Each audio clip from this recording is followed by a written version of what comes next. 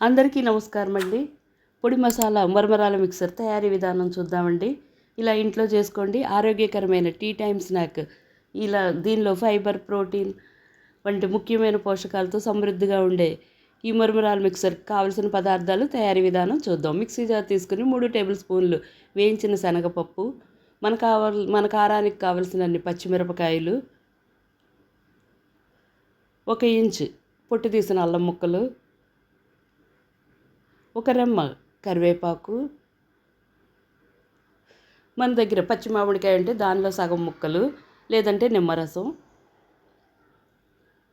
శుభ్రంగా కడిగి తడి లేని కొత్తిమీర 1 గుప్పెడంతా,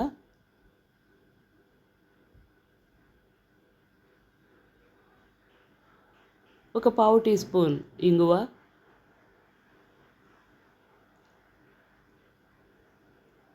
1 టీ స్పూన్ ఉప్పు, 1 స్పూన్ పంచదార వేసి వీటన్నింటినీ నీరు లేకుండా డ్రై మసాలాగా చేసుకుని పక్కన పెట్టుకుందాం. మురమరాల్లో ఉప్పు ఉంటుంది కనుక మనం ఉప్పు వేసుకునేటప్పుడు చూసి వేసుకోవాలండి. ఒక ప్లేట్ తీసుకుని దానిలో కావలసినన్ని మురమరాలు వేసి దీనిలో సన్నగా తరిగిన చిన్న ఉల్లిపాయ ముక్కలు, 1 చిన్న టమాటో ముక్కలు వేసి, అలానే 1 క్యారెట్ని సన్నగా తురిమిన తురుము, తయారు చేసి పెట్టుకున్న డ్రై మసాలా పొడి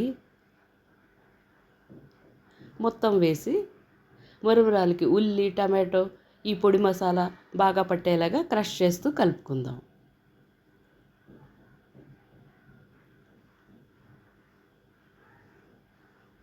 ఇది ఎంత తిన్నా ఇంకా తినాలనిపించేలా ఉండే ఈ పొడి మసాలా మరమరాల మిక్సర్ చాలా చాలా రుచిగా ఉంటుందండి. దీనిలో ఇప్పుడు ఫ్రై చేసి పెట్టుకున్న 3 టేబుల్ స్పూన్లు వేరుశనగ గింజలు పొట్టు తీసినవి వేసి మరొకసారి బాగా కలుపుకుందాం.